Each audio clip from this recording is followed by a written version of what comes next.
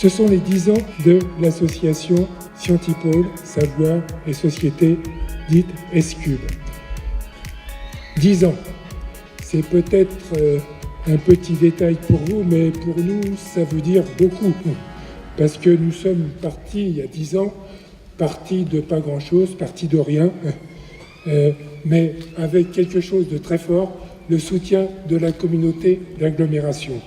Donc l'idée, c'était de faire en sorte qu'on partage les sciences avec l'ensemble de nos habitants. Mais nous avons un plateau absolument exceptionnel pour traiter du sujet la vie dans l'univers, la vie dans l'espace. Et donc je vais peut-être demander aux trois intervenants de venir sous vos applaudissements. Alors je vous présente les trois intervenants. Donc Jean-Pierre Bibring qui nous fait l'honneur et l'amitié de venir ce soir au pied levé. Moi, j'ai la chance de participer à une partie de l'astrophysique spatiale qui consiste à fabriquer des instruments pour aller voir les autres mondes planétaires.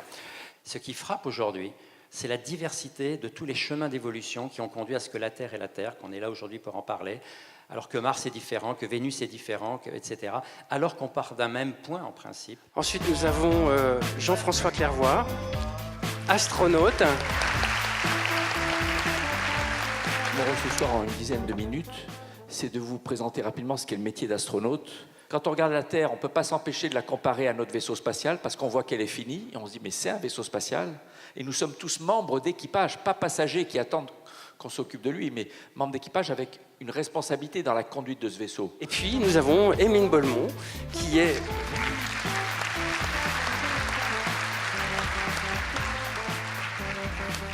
une chercheuse, donc vous voyez que la science n'est pas faite que pour les hommes. Donc on va aller voir ce qu'on appelle les exoplanètes. Donc quand la planète est dans ce qu'on appelle la zone habitable, ça veut juste dire que si on a vraiment beaucoup de chance, si la planète a une atmosphère, si elle a de l'eau, eh bien cette eau peut être à l'état liquide. Donc on me dit derrière que vous avez assailli nos intervenants de questions et merci à vous. Des formes de vie que l'on ne soupçonne pas existent-ils et y a-t-il une alternative à la vie carbonée? Qui pense qu'il y a de la vie ailleurs que sur Terre? Qui en doute? Un petit progrès. On se reverra.